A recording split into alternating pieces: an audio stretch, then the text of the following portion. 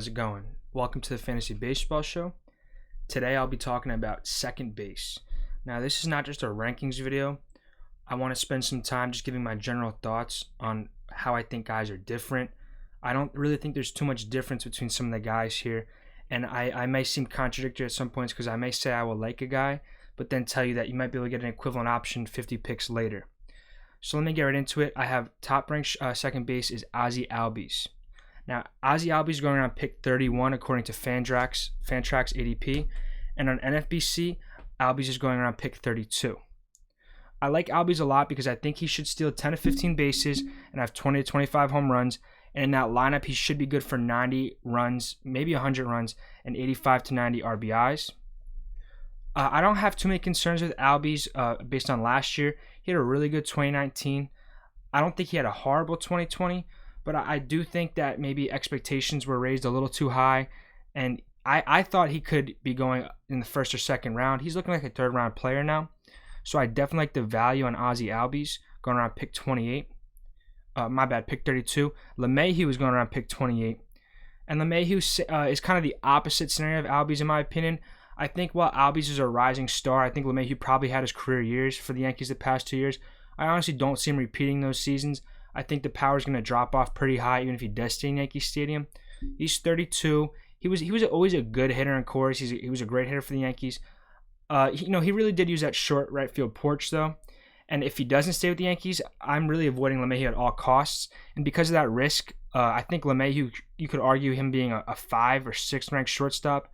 I could definitely see taking guys like Whit Merrifield, Ketel Marte, Brandon Lowe, definitely Cavan Biggio too, and maybe even Jose Altuve over LeMahieu. And some of those guys are going to pick 100. Altuve's not going to pick 106. You can get guys like Muncy and McNeil at pick 90, 95. So LeMahieu's a guy where I love his approach. I love his hitting. But if you really think about it, what's the difference between LeMahieu and Jeff McNeil? I think that's a pretty reasonable comp. I watch a lot of Yankees and Mets games. I'm in the Jersey area. I have a lot of discussion about people with LeMahieu and Jeff McNeil. McNeil's definitely the Mets version of LeMahieu. And I really think they're pretty similar guys. I think both of those guys have locked-in ceilings at 30 home runs. The floor is about at 18, 20 home runs. Maybe McNeil's a little lower, but he's also a little younger too. I could see McNeil having a 30 home run season next year after that. He's only 27, 28. The average, both those guys are plus 300 hitters guaranteed. There's really not too much risk in their batting averages. Because of that, they're going to be safe for RBIs and runs. They bat at the top of the lineup. McNeil is threatened a little bit with Lindor going there. The Mets have to figure out that lineup. But I think McNeil owns the 3-hole. I think that's really where he belongs with that batting average. He's kind of like when Daniel Murphy was with the Mets in 2015 and when he was with the Nats in 2016. Maybe not the same power, but the bat-to-ball skills are so good. I just think, he should be locked in that 3-hole for a good 2 or 3 more years, even with Lindor there. But yeah, LeMahieu to me is too similar to McNeil for me to not wait on McNeil. If I had to pick one or the other, I would definitely pick McNeil over LeMahieu, even if they were around the same price, honestly. If they were both around pick 40, I would probably pick McNeil. But if you can get McNeil at pick 95, anywhere from, I guess, 85 to 95, I would love that. I will tell you this, something I've noticed the past year. Maybe it's because I'm always paying attention to McNeil because he's one of my favorite players. But people do reach for him in draft rooms. He's definitely a fan favorite because of the high batting average, because of the approach. So I think that 95 ADP, I could see that climbing a lot. I could see that ending at about 75 once we get to the start of the season. And once people start realizing that maybe Keston Hiura shouldn't be at 66. Keston Hiura, I remember last year, I talked about Keston Hiura before. I'm not going to attack the guy like I did last time, don't worry. But I was checking his fan graphs. He had 3 steals, 2 caught stealing last year. In 2019, he had 9 steals, 3 caught stealing. I think we exaggerate the steals a lot, all of us. I think we all kind of, I don't think we realized that the steals really weren't there like we thought they were there. And when I compare him to a guy like Cavan Biggio, who's a perfect 20 for 20 in his MLB career on the bases, I just see way more stolen base upside in Biggio. I will say this, the batting average upside is not there with Biggio compared to Keston Hiura. But Hiura hasn't really been a good batting average hitter yet.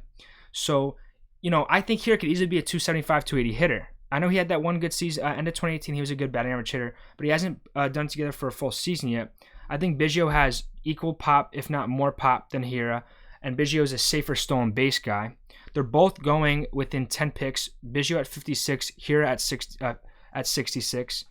And I just think Hiura, I think Hiura will give you 10 stolen bases. I think that's a hard ceiling for Hiura, maybe 15. And, if you look at a guy like Xander Bogaerts, it's kind of similar to Bogaerts. And I know that's a different position, but I don't want to lock in and get tunnel vision on second base.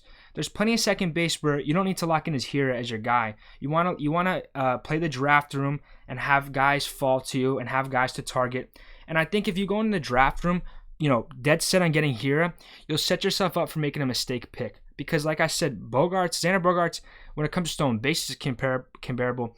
And Bogaerts is a steady Yeti. It doesn't get any steadier than Xander Bogaerts. He's good for a 280 average, 25 homers at least, probably 30, 35.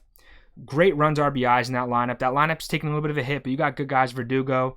If Benintendi could figure it out again, Benintendi, JD Martinez is still there. Rafael Devers, who's also getting slept on. I'll talk about him next time in the third base preview, but Devers seems to be another guy where you might be able to get some value. So yeah, here, if you compare Hiura and Bogaerts' Fangraphs page and look at the stolen bases, I'm just not quite sure that Hiura really has a stolen base upside that his perception, I guess, would lead you to believe. And I know stolen bases are important and you got to target stolen bases, but if his hard cap is 10-15, he's just really not a difference maker. And if you can get guys like Ketel Marte, Jose Altuve, Dylan Moore, 50 picks later, 40 picks later, I just think those are, because of the value, those are definitely better options. That's why I'm not saying to avoid Hiura, but he has to fall to me for me to consider him. And me personally, I don't really see me ever having shares of Hiura, but if you like him, I'm just warning you, don't reach. Let that fall to you. Let the draft room play to you, and look at other options at shortstop that are comparable guys. Next guy I want to talk about is Whit Merrifield. Whit Merrifield's a guy who I actually had ranked a little lower. I had him at 5 or 6 coming into the past couple weeks, and I was doing the numbers. I was looking at, and I think I underrate Whit Merrifield. He's good for 25 stolen bases, maybe 15 as a low. But the stolen bases with him, you're getting 15, at least 15, if not 20 to 25. So I like Merrifield, but the reason I go back and forth on him is because he's an aging player, and stolen bases are, of course, one of the skills that ages the hardest and the quickest. So he's a guy who I want to get some shares of this year. I really do, because I need to focus on steals more. But I'm comparing it to Biggio. Biggio's going 15 picks later. With Biggio, you're getting more pop than with Merrifield. You're getting less batting average, but you're probably getting more stolen bases this year. I wouldn't be surprised if one of these years Merrifield kind of just ends up only getting 10. And once a guy goes down to 10, you kind of can't keep paying that steep price for him. Now, Merrifield's great batting average. And the lineup, the Royals aren't going to have a bad lineup. You have Carlos Santana there now. So I could see with Merrifield, he's gonna get you runs, maybe some RBIs. He's going to get you runs, though. But he's not, it's hard. It really seems like outside of those 3 shortstops in Trevor Story, Tatis, and Trey Turner, and I guess Muncy, you could have Muncy, but he doesn't have the same guaranteed runs, RBIs, home runs that the other guys have. Besides those 3 or 4 shortstops, it's funny, they're all shortstops, but I don't see too many guys, I guess Acuna, I don't see too many guys that you can really count on. And I know you can't ever count on anyone for 30 steals, but you can't come in here expecting 30 steals from Whit Merrifield. It's not crazy to expect 30 steals from Trey Turner, if not 50 steals from Trey Turner, 30 steals from Acuna, 25, 30 steals from Trevor Story. That's not crazy. But when it comes to Whit Merrifield, I think you're a little crazy if you think you're going to get 30 steals from him.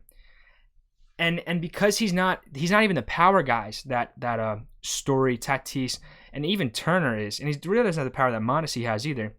He's really just good for that batting average, a good floor. He's a safe guy, but I'm a little apprehensive at pick 40 to take him, especially because I honestly think you'll get similar stolen base numbers from Ozzie Albies going 8 picks earlier. And if you don't want either of those guys, you can get Cavan Biggio after that. So those top 3 second basemen right now, DJ LeMahieu, Ozzie Albies, Whit Merrifield. Out of all of those, the guys I want the most are probably Albies and Merrifield. I'm not really targeting LeMahieu in my drafts, but I'm not really too set on definitely getting one of those guys, and I'm really fine letting Biggio fall to me.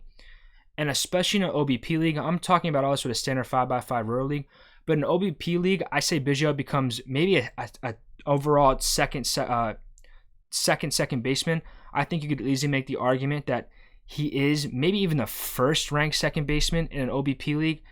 Because LeMahieu's batting average doesn't play up the same way in OBP league. Yeah, he gets the good on base percentage too with that batting average, but Biggio's a 360 to 380 on base percentage guy. You know, that's better than Albies, that's better than Merrifield, and that's basically LeMahieu's best season. So Biggio and OBP becomes the first overall second baseman in my opinion, but he's a 240 hitter in average. He has to prove that. Maybe he could be a 260 hitter. He had some progress in his strike rate, cut up by 3 or 4% at a 23% right now. The walk rate's elite for Biggio, though, so the runs will be there. He's going to be at the top of a pretty potent order now for Toronto. So Biggio is a guy I really like a lot. Definitely want to target him. You know, he's not a young guy. He didn't come up 21, 22 like Bichette, and Bichette's getting a lot of the hype, as he should. You know, Bichette's a 300 hitter. But I personally think Biggio will steal more bases than Bichette, at least for the next 2 or 3 years until Biggio gets a little older. I think Bichette's maybe 22 and Biggio's 25, 26. But Biggio, like I said, is a perfect 20 for 20 in his career on the bases. And that's a skill right there. That's a tangible skill you can look at. I like to look at steals to caught stealing. Like I said, Hiura has 3 steals last year to 2 caught stealing, 9 steals to 3 caught stealing in 2019.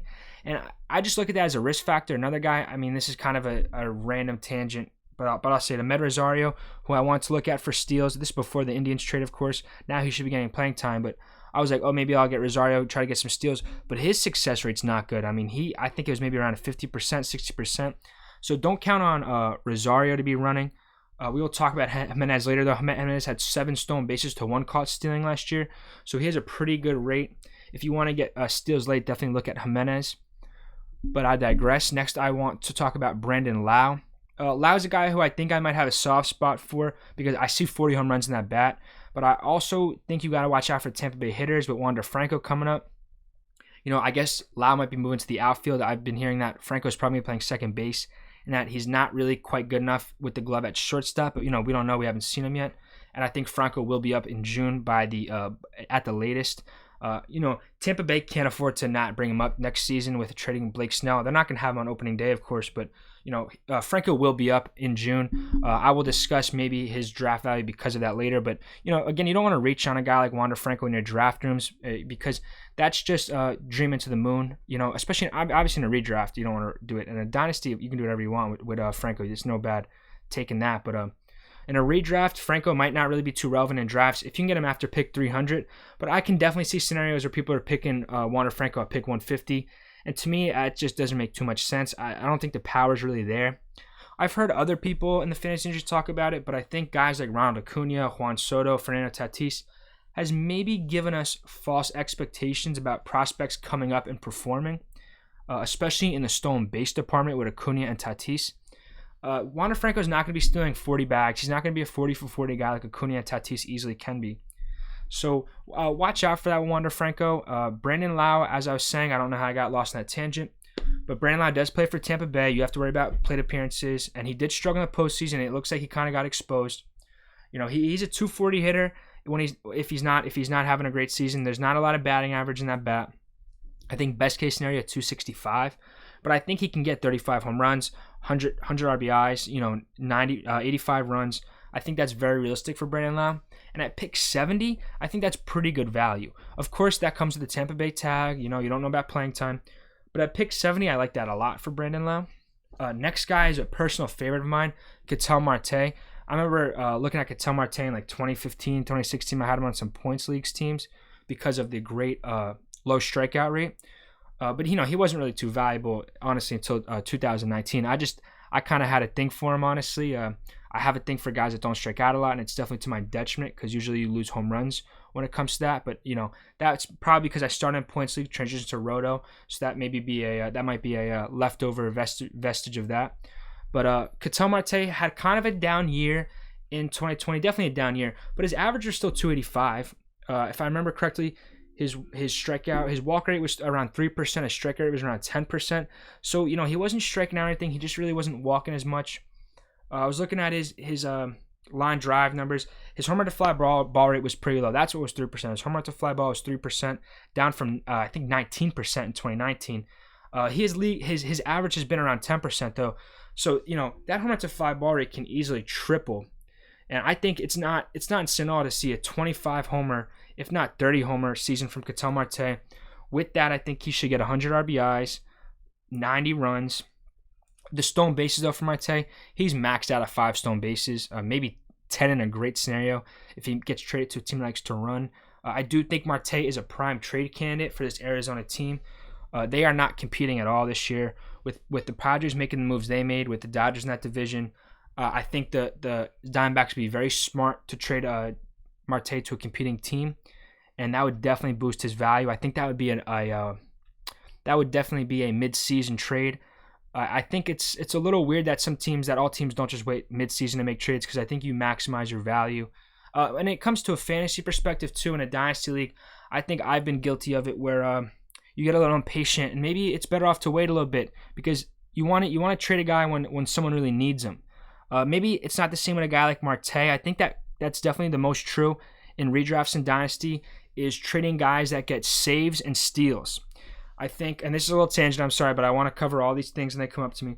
But I think it's important, not important, but it's very good during the season if you got a guy with an abundant saves and steals, and you know, those are things that can easily, a guy could have 20 saves to start for the first 2 months. He could finish with 25 saves or finish with 30 saves.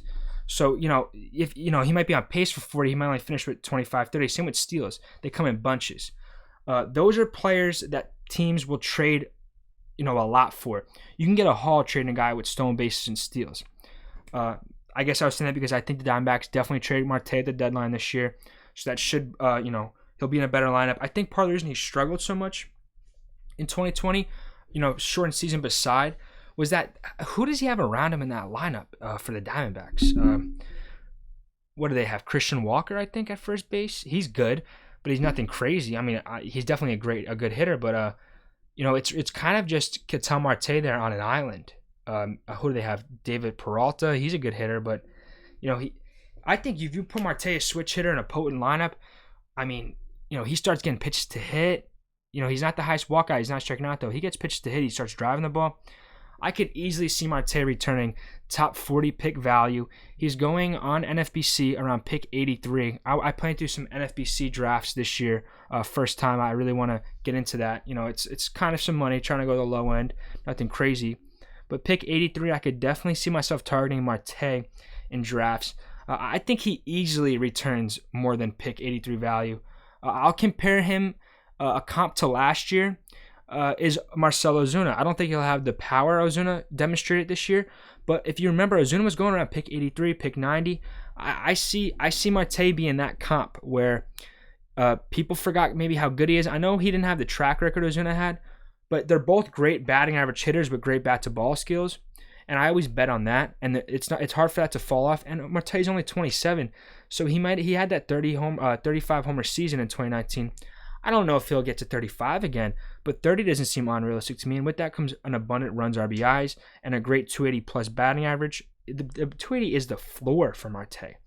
I think. I know he's had 260 seasons in 2017 and 18, but I think he kind of became a new player in 2019 with the season he had like that. And he just shows great plate discipline. I really think Marte is a safe option that'll return plus value.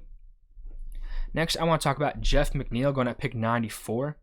I talked about him a lot earlier comparing to LeMahieu, so I don't want to talk about it too much. That was more about LeMahieu than McNeil, because I think the best way to approach your drafts is to make comps, because if you can make a comp LeMahieu to McNeil, it just eliminates LeMahieu off my draft board immediately. Obviously, I'll be pissed off if McNeil gets sniped, if I get sniped at McNeil, so I might have to reach 10, 15 picks for McNeil. If his ADP is 94, I got to draft him pick 80. I can't risk, and he might even go before that. I could see him going pick 75, maybe pick 70. Like I said, he's a fan favorite, great skills, a really high floor. But if you can make that comp, LeMahieu to McNeil, that eliminates LeMahieu off my draft board. I can get a pitcher around there, or I can, maybe get just anything. I'll probably pitcher, honestly, round 2, round 3, instead of getting LeMahieu. So McNeil, not too much to talk about. I definitely have a soft spot for him, like I said. I think the floor for McNeil, 75 RBIs, 75 runs, 20 home runs, 280 average is the floor. I think that's the floor for McNeil. That being said, with a clean bill of health, 600 plus plate appearances, But I think he's one of the safest players in baseball.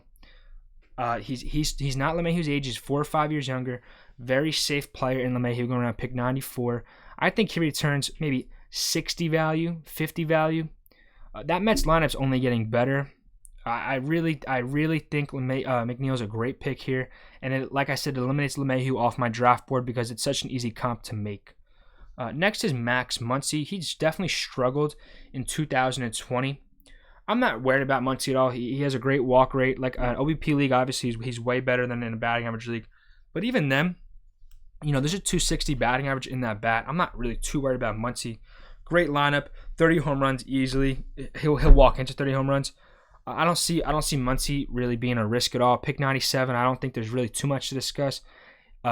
It's not the same thing with McNeil where I'm so sure about that floor.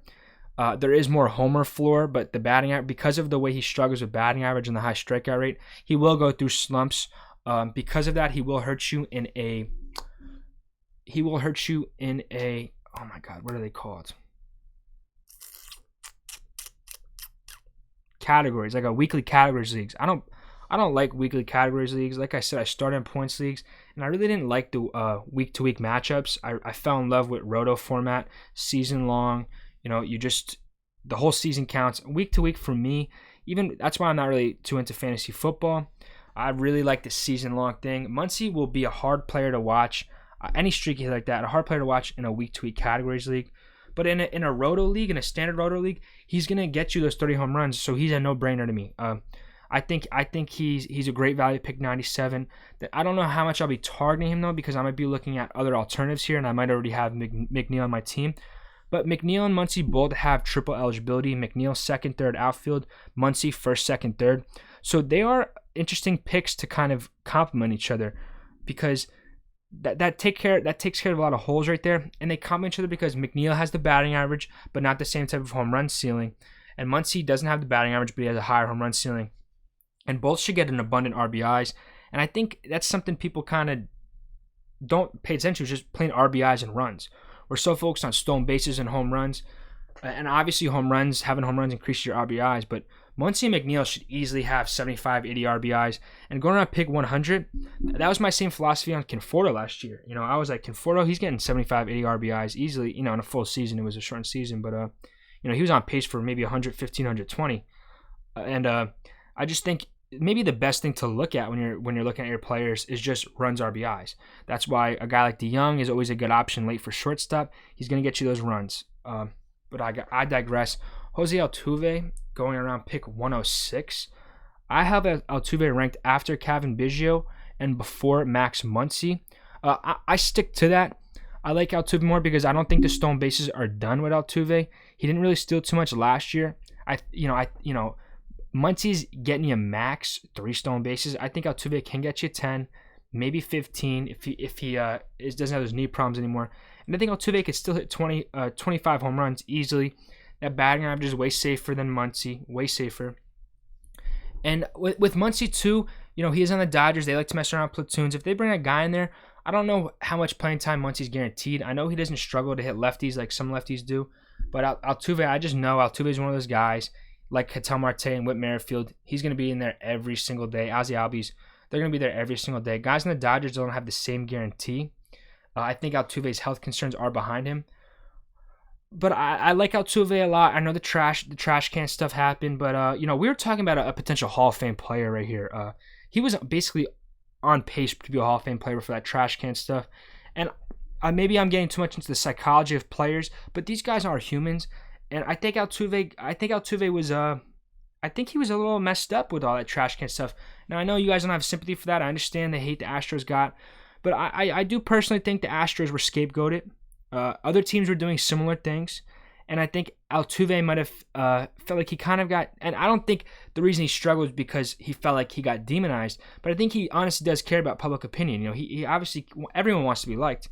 And I think Altuve was one of the most beloved players in baseball before that scandal came out. And to fall from the graces like that, I think that really affected the guy. He had a great story, great underdog story where he basically walked onto the team like it was a college team. They didn't even want him. He was trying out for the team.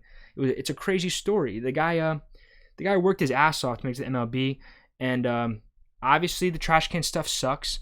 But I don't think he was great because of the trash can stuff. I think there's a great hitter in that. There's a great hitter in that guy, and I think, he's gonna hit 280 next year with 25 home runs and 10 steals. Gonna get 95 runs, 85 RBIs maybe.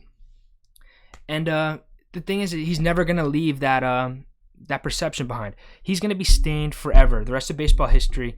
Maybe not Shoeless Joe Jackson, maybe not Pete Rose, but right below them. This trash can thing, I don't know if, I hope history is kind to them, because I really do believe they were scapegoated. Stuff came out about Apple Watches and other teams doing other things. Guys like Yelich and Baez were struggling so much, and they were like, oh, we need our video.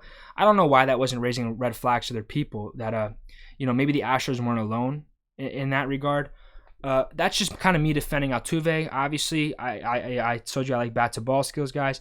I just really think that Altuve was maybe beat on a little too hard with that scandal, and I really do think it affected the guy. After Altuve and Muncy, I have Jake, or should I say Rake Cronenworth, for the San Diego Padres. Now, I just love this guy. I love the fielding. I love the hit tool. 10% walk rate. 15% strikeout rate. Reminds me of Ketel Marte in that regard. Maybe a ceiling at 30 home runs for his career year. You're not going to expect really any more than 20, 25. But he's in a great lineup. He should steal some bases. Maybe not too many. Maybe 10. That's kind of the theme here at second base. You're getting that? Besides Merrifield and maybe Albies and Biggio, I don't see anyone here. And then I'll get to Dylan Moore and Andres Jimenez later, but I don't see anyone really here getting more than 10 steals. I think Hiura caps in at 10. I think Cronenworth caps at 10. I think Altuve's really capping at 10 or 15 max. I think 15, 20 for Biggio. I think 15, 20 for Merrifield. And I think maybe 10, 15, maybe 20 for Albies. But, Albies is a hard guy to pin down because he's been kind of volatile. And I don't think the Braves really want to run too much besides Acuna because they're just such a great lineup. You don't want to make outs in the bases. But Cronenworth, great bat, great floor when it comes to it. I see here he's going around pick 150. I think that's a great price for Cronenworth. I think that's very, very accurate. I could definitely see myself maybe waiting on second base and shortstop and having him as a second base one, shortstop one in some drafts. Obviously, in others, you want to stack some of these better guys at the top.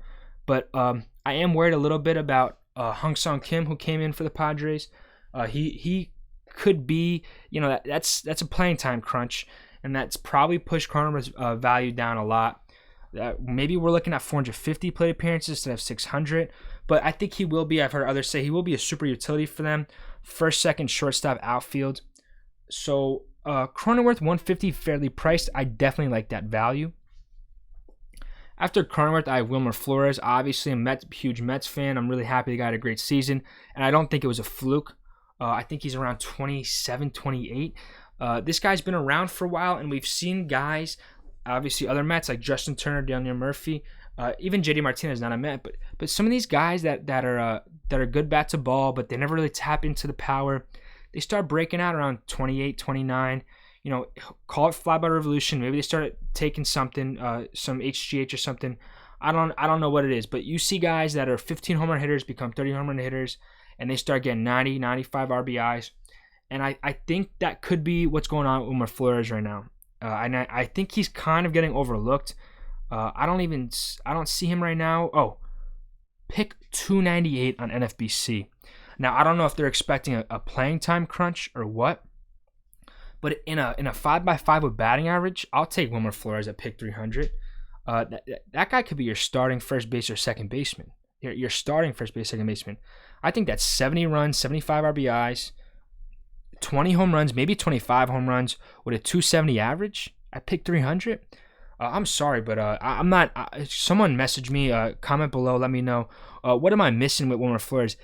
I know Jimenez gets the steals, but he's going 9 picks after Jimenez, 10 picks after Gene Segura, 11 picks after Nick Madrigal. Not 11 picks, 11 ranks. He's going 100 picks after Nick Madrigal, 100 picks after Segura, 100 picks after Andres Jimenez. I mean, he's going 100 picks after Jerickson Profar doesn't have a team. I mean, Profar might end up just being a bench bat, a utility bat for some great team. Profar could end up with the Yankees and be a utility bat. So I know Chris Taylor's great, but he's going after Chris Taylor. I think there's more pop in Flores' bat than any of those guys I mentioned above. So let me know. I really do want to know about Flores. I know maybe I'm overrating his shortened season. I believe he had 12 home runs in this 2020 season, though. That puts, I know you can't prorate and go on track, but to me, that shows a skill that he has 30 home runs in that bat. And with the 30 home runs comes the run RBIs, and I think the Giants will give him playing time. I like Flores. I don't want to say he's always had good contact. He's always had a nice little stroke. I think Flores is a great value. Going at pick 298, I think that's getting moved up, and I see him returning at least pick 200 value. Maybe a top 100 bat. Honestly, I don't think that's crazy. Like I said, a guy's getting you 25 home runs, 70 plus runs, RBIs. I'm not talking about I'm talking 70 runs, 70 RBIs. No steals. I'll give you that. No steals. But I think that kind of shows what goes on with steals. Like Gene Segura, I think that's a little hangover of people not realizing that. I don't think he's not running the way he used to run. I think Segura's 20 stolen base seasons are behind him. I'll give Nick Madrigal his 20 stolen bases, maybe. Probably 15. But Nick Madrigal is going to get you 5 home runs max. You probably want to be looking at Nick Solak a little more than Nick Madrigal. He should give you maybe 5 less stolen bases, but he'll probably give you 15 more home runs. That's not saying much. Like I said, Madrigal's a 5-homer guy. That's not to say Madrigal might not develop into a little more homers, but we're talking at 15 as a hard cap for Nick Madrigal. So, I have Flores at 11th. After him, I have Hiura. So, that just kind of shows you what I think about Hiura. You know, Cronenworth at 10, Flores at 11, Hiura at 12. At 13th, this is my guy. You know, I'm definitely a little too high on him than most, and that is Luis Arraez. Arraez is going according to ADP at 357. You know, it's hard to justify him at 13th, except for that I just love him. I know, you know, the thing with Arraez is that's a 300 plus batting average, 380 plus on base percentage. One of the safest profiles with a 9% walk rate to an 8% strikeout rate. I think he should be a run machine. RBI is going to be hard to come by. He's probably going to be leading off for the Twins for the next couple of years. Young guy, I think 22, 23. Really love Arraez. I have him ranked this high not because I'm telling you should take him as the 13th ranked second baseman off the board, because I really believe he'll return the value that the 13th ranked second baseman will return. Same with that's kind of how I approach my rankings. They're not based on the ADP, and that's why I like to look at the ADP while I'm doing these videos, because it's a good juxtaposition to show that I think that highly of him. He's only picked 357, so it's kind of a no-brainer pick for me at least. If I can get him that late, similar to Wilmer Flores, it helps me inform my draft strategy, which means that if I like this many bats late, then I can really focus on stacking my pitching. I never really get saves because as long as I've been a fantasy baseball player, saves have been a hard commodity to get. Besides Chapman and Jansen, and now they're both falling out of favor.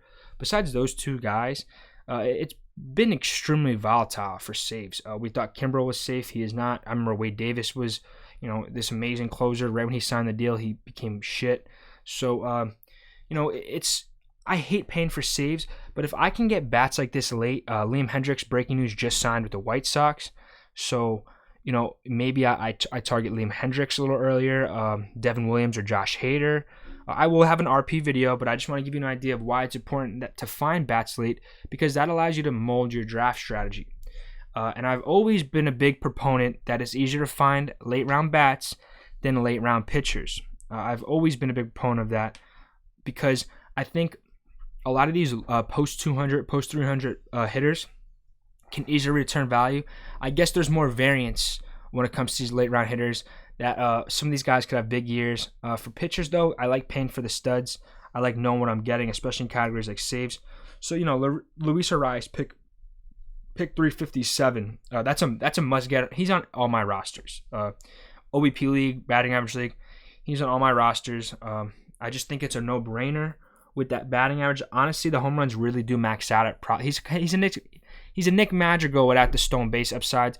I think there's more power in his profile than Nick Madrigal. And I think the power for Rice is kind of sneaky. And I think in 2 years, people may be surprised that he might pump out some 20 home run seasons, because He doesn't have the home run power, but he has gap-to-gap power, and his slugging is surprisingly high compared to what it was. I think it might have been somewhere in the 4s, honestly.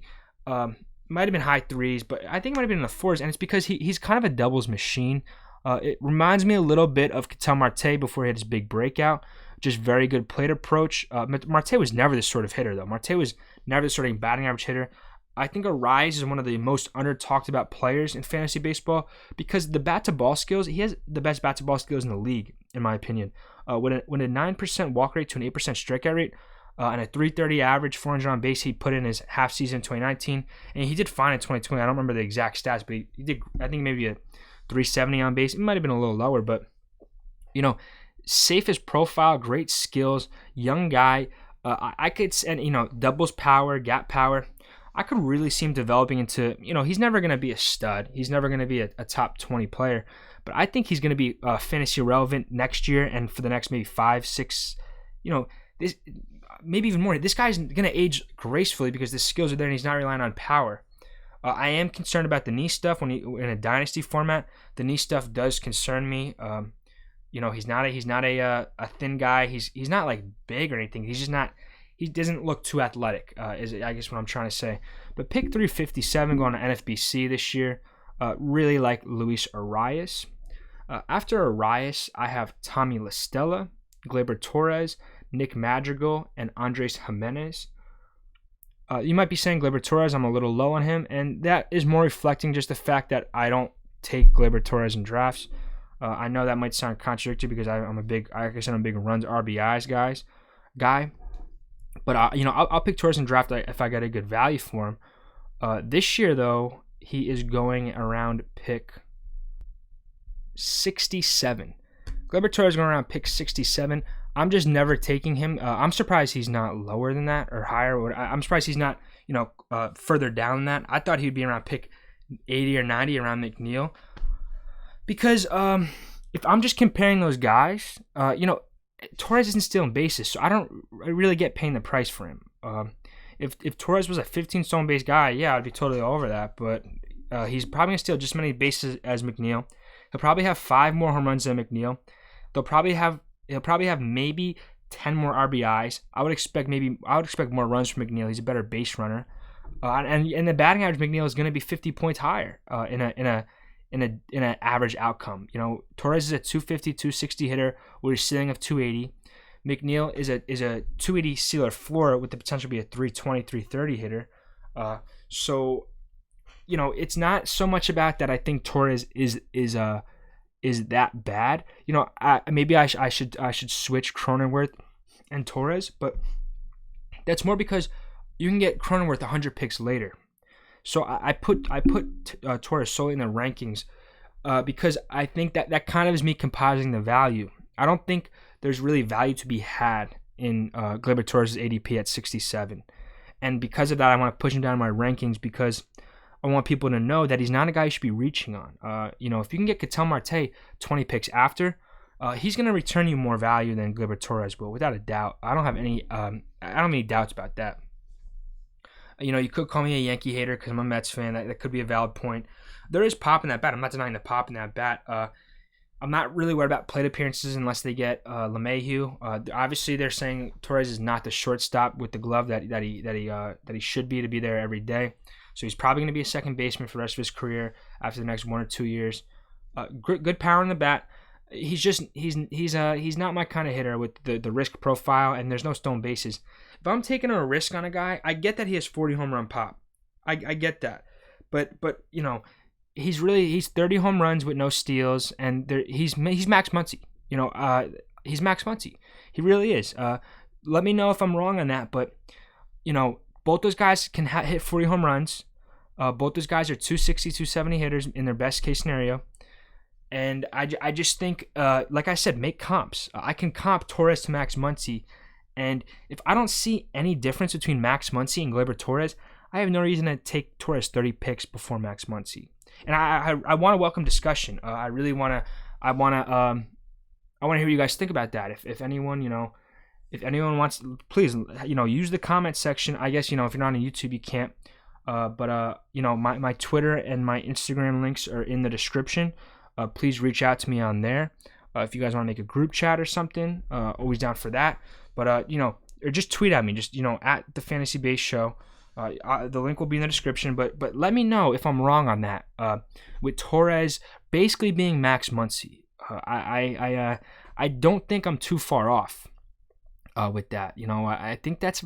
I just thought of that right now. I think that's pretty on the nose. What is Torres giving you that Max Muncy's not? I said the same thing coming into 2020 about Harper and Bellinger, and I got some flack for it. But I said, what is Bellinger giving you that Harper's not? They're both going to get you 10 to 15 steals. They're both going to get you 30 to 40 home runs, really 40 home runs in a full season. With that comes the runs, RBIs. But Bellinger's not a 300 hitter. Harper's not a 300 hitter. They're only 300 hitters in their best case scenario. So I said that last year, and that's not even as drastic as a thing. Harper was maybe pick 20, Bellinger was pick 8, and last year showed that that's a good comp. That Bellinger and Harper are more similar than I think people would like to believe, and you can call that. I don't think it's necessarily that we underrate Bryce Harper. I think that's more we maybe overrate Cody Bellinger, because Harper had that career year. Whoever has that career year, then they get ranked high. I think you'll see Harper after next season be ranked higher than Bellinger, because I think maybe it's the shiny new toy syndrome is what I call it. I've heard others call it, but Bellinger was a shiny new toy. People like to forget about Harper, and I think it's the same thing with Torres and Max Muncy. Torres is a shiny new toy. Muncy's been doing it for a couple of years. He's not as sexy, and everyone likes to dream on upside. But Torres and Muncy are very similar. I really want to hear what you guys think about that. So Torres I have as my 15th ranked second baseman. I would really take La Stella before. I want to take La Stella before Torres, but if I can get La Stella at pick 300, I have no reason to take Gleyber Torres. There's a couple guys here I'm really liking late in second base. La Stella 300. Ty France, obviously not a worse option in deeper leagues. That's not bad, but there's really not a lot of power in that bat. Same thing with La Stella, but there's good batting average in that bat, and with that comes the runs, RBIs, and a great lineup. La Stella should get a good amount of runs, RBIs. Oh, my bad. I thought La Stella was maybe I got him confused with Fletcher. He's with Oakland. I thought he was with Angels. I thought he was with the Angels, so not as great as a lineup as I thought. I get the 301 ADP in the Oakland lineup, but still. Obviously the power is not there with Torres, and I'm not saying I'm not comparing Torres to La Stella as a 1-to-1 comp, but just look at the ADP difference. A 67 at Torres. It's more me stressing the point that don't take Torres at pick 67. I mean, you do you. I'm just saying there's other hitters to take there. You listen to all the positional previews. I'm gonna go back over talk about all the positions in a video later this year, but there's other, especially if you want to target pitchers. And you want to target outfield bats, guys like Conforto, guys like Jesse Winker, Clint Frazier, just other guys that will return better value at pick 67. Austin Meadows, Dominic Smith, like I said, Trent Grisham, maybe Charlie Blackmon, George Springer. Even Verdugo, who's going around pick 110. I'd rather have Verdugo on my team than Gleyber Torres. He's going to get you some steals at least. So I hate to rag on Torres so much. I'm going to cut it at that. But I guess what I'm saying is La Stella at 300. I do have him ranked one higher than Torres. And I guess what I'm trying to say is no. I don't think La Stella is going to be worth more than Gleyber Torres will. But if you take into account their ADPs, I think La Stella will, without a doubt, provide more value than Gleyber Torres. That's what my rankings are like that, because I think I try to take into account perception and the reality of the player, and I think the perception on Torres is too high that you can't get value on Gleyber Torres. That's what I want to say about Torres. Not a bad player, not going to not return good production, but you're not getting any value in that pick at pick 67. No value there for Gleyber Torres. That's pretty accurately gauged.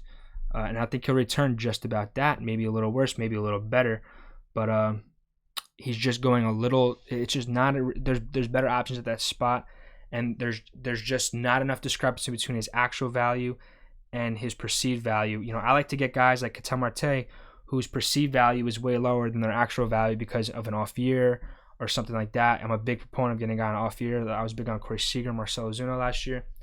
And a guy like Harper, where because he's had so much expectations on him and it hasn't panned out, maybe if Torres has a bad year, he'll be pick 120 next year. Then I'm all over him. I mean, look at Giancarlo Stanton this year. I know this is second base and it's another tangent, but Giancarlo's going around pick 110 right now, pick 120. I would have never thought that would ever happen until he was, 35. I've never owned Giancarlo Stanton, but I think this year, two guys in the Yankees lineup I'm probably going to have on my teams are Giancarlo Stanton and Gary Sanchez. That's what Torres could be in a year or two. He could be going pick 110, 120. So keep that in mind with the Gleyber Torres. I mentioned Nick Madrigal. I think the stolen bases, they're there. It's nothing crazy. I really think in 132 plate appearances, 109 plate appearances, Nick Madrigal has 2 stolen bases. So I think from what I've seen people talk about Nick Madrigal, they have it just about right. Project that to about 10 stolen bases, 15 best case scenario. But he had 0 home runs in 109 plate appearances. So those home runs, unless he develops some pop, which he easily could. I mean, we're talking for the next 1 or 2 years. He's capped at about 5 to 10. I definitely expect more from Luis Arraez. Of course, like I said, less steals. But Nick Madrigal is in a pretty good White Sox lineup. He is going around pick 192. Now, I don't think that's bad at pick 192. Nick Slack with a little more pop, less stolen bases, going at 166. So, I don't think Nick Madrigal is bad at 192, but I find that very key. I'm very curious as to why Madrigal is going 100 picks before Luis Arraez. I was not expecting that coming into this season. Luis Arraez, 150 picks he's going before Luis Arraez. Very, very weird. Pull up those pages, take a look at those guys. Very similar numbers. That just shows those 10 stolen bases, I guess, hold a lot of value, even if he's only getting 5 home runs, and even if Arraez is getting more runs, better batting average, and more home runs, which I think Arraez, without a doubt, have more home runs than Nick Madrigal. But he's going 150 picks later. I guess those 10 stolen bases are worth that much. So what that informs me in my drafts is that I need to get, obviously, only 3 people can get him, or 4 people. And I'm not a big Tatis guy, but I need to get a Trevor Story, a Tatis, an Acuna. But my main guy, I think, based off this, Nick Madrigal 192 and Luis Arraez at 350, who to me are pretty similar comps. The only difference is those 10 stolen bases. And Arraez is better on base and probably I think he's better batting average too. I mean, it's hard to say Nick Madrigal is a very good batting average, but very similar comps. 150 picks later for Arraez. And that just means I need to get Trey Turner if I have the chance. I'm all over that. Give me the chance of him getting 45 stolen bases. I'm scared as hell of Alberto Mondesi. I've mentioned that before. But that makes me even consider Mondesi more. Because I would rather pay up for one of those guys in the top 30. I mean, with Trevor Story, Trey Turner, we're talking top 10 pick. Tatis, top 10 picks.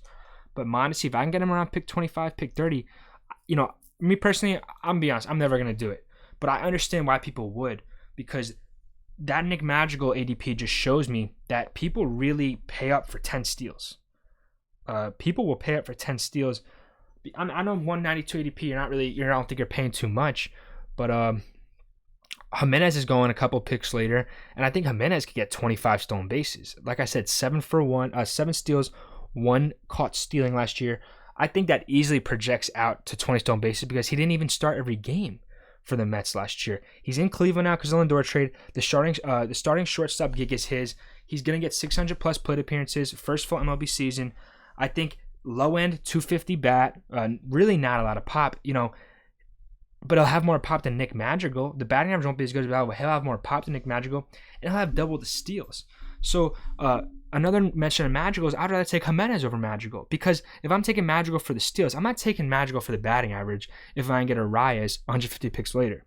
I'm getting Jimenez for the stolen bases, and I'm really taking Madrigal for the stolen bases because besides batting average, that's all he's giving you is 10 stolen bases. So instead of getting Madrigal, I'll wait 10 picks, get Jimenez, who will get me double the stolen bases. He'll give me 20 points less than the batting average. He'll give me 10 more home runs. Jimenez could hit 20 home runs in a season. Maybe that's crazy, but I think he's easily 15 home runs, if not 20, and Cleveland's a better ballpark than Citi Field. So give me Jimenez 10 picks later with double the steals. Probably similar runs RBIs because I guess, yeah, they're both leading off for those teams. So they're not going to get a lot of RBIs. They'll be run machines. They'll probably be 80-plus runs. Give me Jimenez over Madrigal all day. After Jimenez, I have Joey Wendell, Donovan Soliano, Mike Brasio, Jerickson Profar. Out of those guys, I guess I got to say Donovan Soliano. Again, I talked about Wilmer Flores. Playing time's a little unknown with Giants. They have a lot of kind of sneaky good guys that, because of the 2020 season, they have a couple guys like Alex Dickerson, Austin Slater, Wilmer Flores, Donovan Soliano. Who is the other one? Is it Dubon on that team? I don't want to mix him up with the... there's Alberto's on Orioles, Dubon, Marcio Dubon. They have a couple guys there that are like, we're not sure how good they are. We're really not sure how good they are. And I lump Solivano in there, and he's an older guy too. But, 7 home runs in 431 plate appearances, 7 home runs. So, not really any too much power there in that bat. Compare that to Wilmer Flores, who has 21 home runs in 498 plate appearances. So Flores got double the home runs in 50 more at-bats. Solivano's not going to get those home runs in those 50 more at-bats. So, to me, Flores is a no doubt better option than Donovan Soliano. I'm checking here to see where Soliano's going. Okay, Soliano's going 478. He's my 18th ranked second baseman. I'm gonna say right now, yeah, Soliano's not fantasy relevant. You do not draft Donovan Soliano. I know he had a great year. Mike Brasio is going at pick 423. See, we're getting late here now. Mike Brasio is going to pick 423, another Tampa Bay guy, infamous for the Aroldis Chapman home run in that postseason. I mean, that was amazing. Great story. Amazing story. Tampa Bay, the playing time is scary. So Brasio is a guy where in a mix in a deep league or an AL only or something like that, yeah, maybe you can get him. But the playing time isn't really going to be there in Tampa Bay. They did trade Nate Lowe, but there's too many moving parts in Tampa Bay. You'll notice that in all my videos when I talk about their hitters and even some of the starters. Playing time and innings are just not there for guys in Tampa Bay. It's very democratic. So Brasio, I really can't make a suggestion on him. I will say Jerickson Profar, depending on his landing spot, I'm targeting him.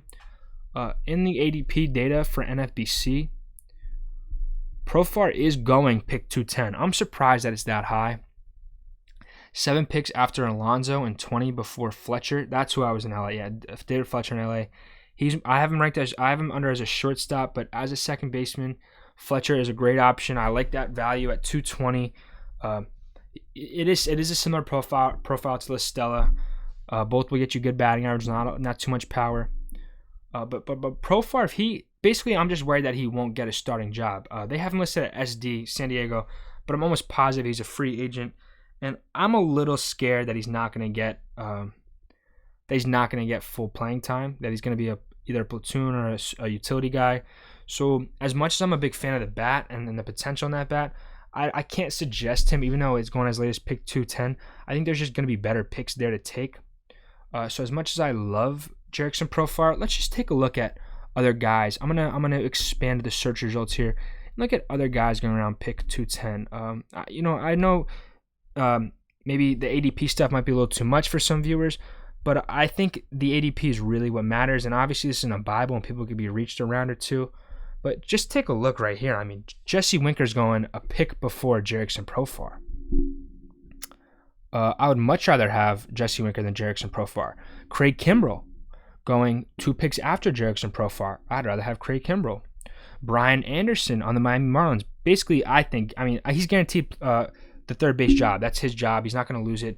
350 on base, about 260 hitter. I think there's 25 home runs, if not 30 home runs in that bat. I think he could get 80 RBIs. He's a similar guy to Garrett Cooper. They kind of have similar swings too.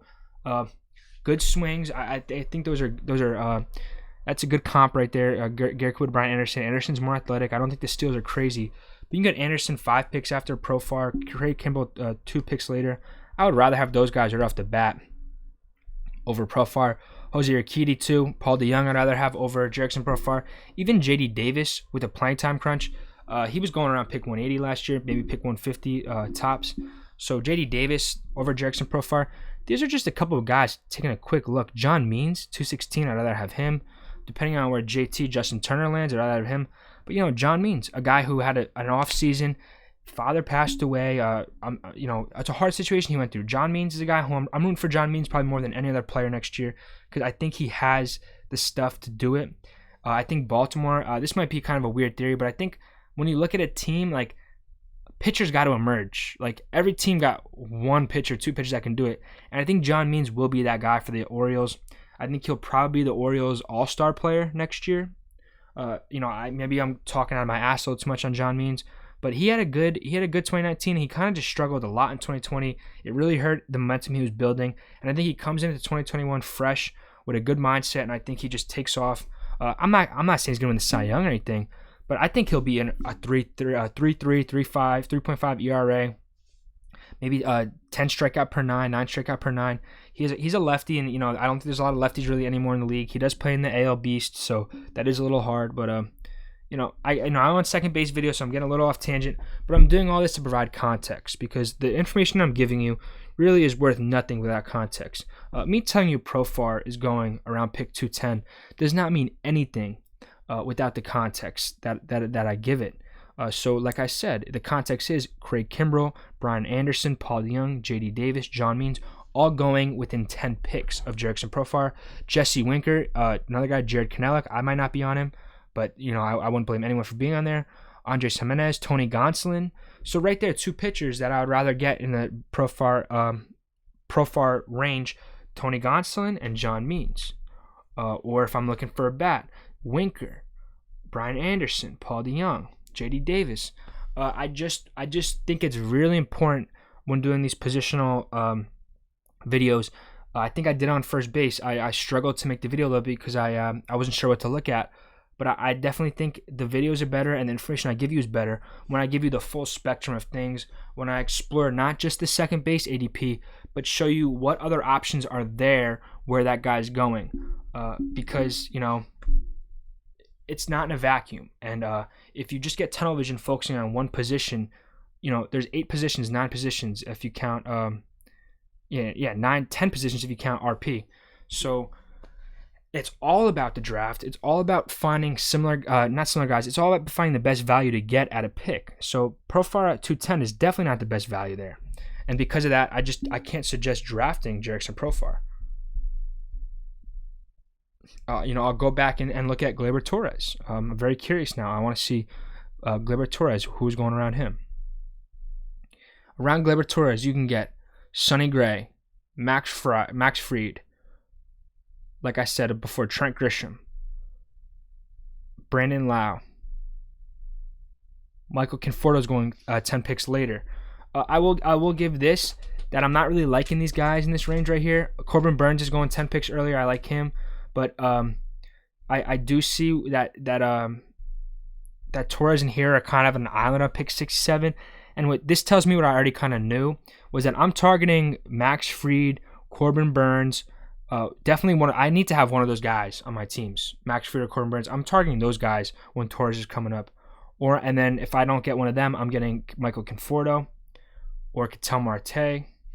So, just to inform you of the context of where Gleyber Torres is going. Getting back to the second base ADP data now. To round it out, I have Luis Arraez, Nick Solak, Ty France, and Luis Garcia.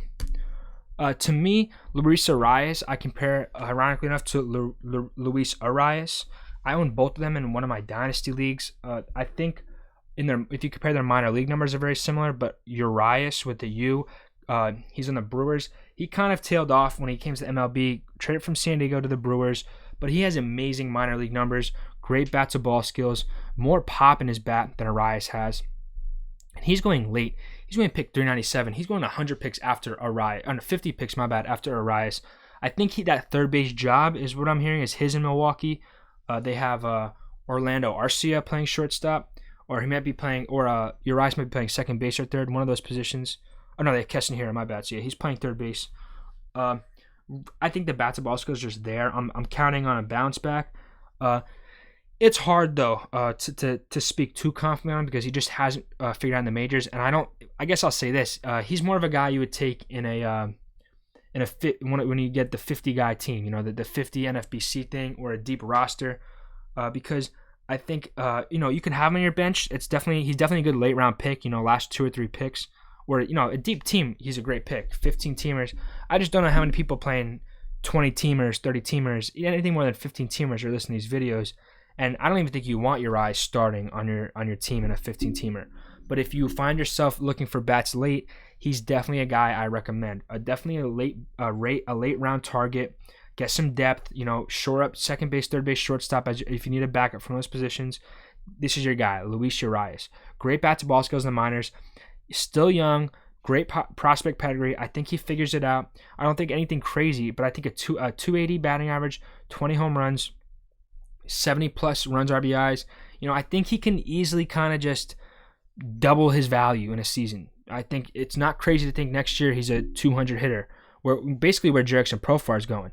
I guess that's another comp. Why get Jerickson Profar 200 picks before Arraez? If Arraez is probably going to give you more accumulation in the stats, more home runs, better batting average, I think Arraez is going to outperform Profar in everything except for maybe stolen bases. And even then, Profar is nothing crazy, maybe 10 max. But Luis Arraez and the Brewers, check him out. Then Nick Solak. I think Nick Solak may be getting a little too much helium. I understand. I have him on a dynasty team that I inherit, and I didn't draft him. And I looked at him. He's nice. Like, get some steals, but like the steals are maxing out at 10, maybe 15 max. Like and I get that. I get that matters. I get that, but that can easily wash up to 5. That's why I keep saying to all these guys, 10, 15 steals. I don't get falling in love with these guys. Like I said, Trey Turner to me, I think I could argue at least that he's the number 1 pick in fantasy baseball, because just after these last couple years, seeing how much stolen bases are valued, if these guys getting 10 steals like Solak and Magical are really kind of getting their value mostly from the steals. If they didn't have these steals, these guys would be going around Luis Arraez. They're going 250 picks earlier because they get 10 stolen bases. That just tells me that Trey Turner and those steals are so valuable. Because he can get you 60 steals. That's not crazy at all. I just, the math to me doesn't add up where it's like, yeah, 10 steals, but that means he can easily give you 5. And I get if you have 3 5s, that's still only 15. There's just not a lot of guys providing steals, and I think people dream a little bit on steals with Solak. I think there's 15 homers in that bat, maybe 20. I know he had hard hit rates. Maybe he can increase that, but I think that Rangers ballpark, that new ballpark, might hurt his home run potential. That's what we've been hearing from basically every source that's been talking about it. Joey Gallo was complaining. Everyone's saying that ballpark is kind of a bitch to hit in when it comes to power. So they're going to have to change their approach, which they won't, to hit for better average and use that field. But Solak's a guy at 166. Not, I have him ranked later than a lot of these guys going way later. I have him ranked, he's my 23rd. I have guys like Luis Arraez before him, Mike Brassia before him, Donovan Soliano going before him. Let's just take a look at what guys are going around Nick Solak. Not just second base, but all positions. It's funny, I said Joey Gallo. You can get Joey Gallo in the same range. Dalton Varsho, I'd rather take Dalton Varsho, who should get you more steals than Nick Solak, more home runs than Nick Solak, better batting average than Nick Solak, and he's a catcher. Dalton Varsho easily I'm picking over Nick Solak. I'll take even Didi. I'll take Ian Happ. I'll take Austin Nola, another catcher. I'll take Sean Murphy. So I guess we're seeing right here when Nick Solak comes up, there's going to be a lot of catchers. Rhys Hoskins at first base, going later than Nick Solak. Tyler Mahle, who had a kind of a breakout year for Cincinnati, a lot of good metrics improved for him, could be a breakout candidate in 2021. My bad. Josh Bell going to the Nationals, going a couple picks later. Clint Frazier compared to Nick Solak. That's what I'm saying. If Nick Solak didn't have those like 10 steals, it's not even like 10 steals in 2021. It's like 10 steals. It's like 17 steals in like the past 2 years. So he had like 7. He had like 7 in 2020, 7 in 2019. Clint Frazier, Ha-Seong Kim, Christian Walker, Rafael Montero could be getting saves. Just not liking. I'm sure I'm not liking Nick Solak at his ADP. Not really a fan. If he was going 100 picks later, maybe we're talking. But at pick 165, there's just too many fantasy relevant options left for me to take a bet on Nick Solak. And then again, like I'm saying, if anyone thinks that the stolen bases could be 25-30, let me know. From what I looked at, I saw it as a 15 hard ceiling for Nick Solak. So I'm not paying a crazy price for that. If you have John Birdie going at pick 252, take him instead. I know playing time could be crunched, but they seem to like him in Miami. Next two guys, Ty France, Luis Garcia. Garcia has not shown much. Then again, the walk rate just is not there. Same with Ty France. Very similar guys in the profile. They have a 5% walk rate for France, a 3% for Garcia, 24% strikeout rate for France, and a 20% for Garcia. ISO for France, though, is 166. Luis Garcia so far has a .09 ISO. There's really nothing to say about Luis Garcia so far except for prospect pedigree. He had 276, though. Really, though, these guys, Ty France, 11 home runs and 356 plate appearances. I could see something coming with that. Honestly, he's on pace for 100 RBIs, maybe a little less, but maybe 90 RBIs. So Ty France, take a look at him. I believe he's with the Mariners. Maybe a free agent. I don't even know honestly anymore, but definitely he's going to pick 305. Definitely take a look at Ty France. I think that's a very, very intriguing option. Definitely want to see what's up with him. He got his guy Dylan Moore there in the Mariners. I would probably rather have Ty France because the batting average is safer. More strikeout rate scares me a little bit. He might be second base eligible to Dylan Moore. I don't think Ty France has the stolen bases that Moore has. Yeah, 0 stolen bases. Luis Garcia only had 1 in 139 plate appearances. But out of these guys, I definitely like Ty France more. Luis Garcia, I just don't think is that relevant. And I have Luis Garcia as my 24th ranked. So that's the end of my rankings. Cano is not on the rankings anymore. If Moustakas is second base eligible, I don't know if he still is. I would probably put him somewhere around 12th, 13th maybe. I would pay about a pick 130 for Moustakas, but he's a hard guy because trade talks and good power, but I don't even think he's second base anymore. But just looking at some of these guys left, David Bodie, playing times there. I really think once you get past Ty France at pick 305, you're really shooting bullets. I mean, Luis Arraez 357, Luis Arraez 400. Second base really is a deeper position than I think. Maybe I just think all these offensive positions are deep. I think I can really fall in love with some of these guys. I can fall in love with Jimenez at pick 200 with the stolen bases. Let me know who you guys think is first of all. Let me know who you think the best second baseman is in the MLB, and in fantasy. Let me know each one, or if you think it's the same one. But then again, take a look at the ADP data yourself, and take a look at some of the stuff I told you, and let me know who you think I'm underrating the most, who you think I'm overrating the most, and let me know who you personally think has the best value at second base going into the 2021 fantasy baseball season. Links to my Twitter and Instagram are below. This episode's available on YouTube, Apple Podcasts, and Spotify.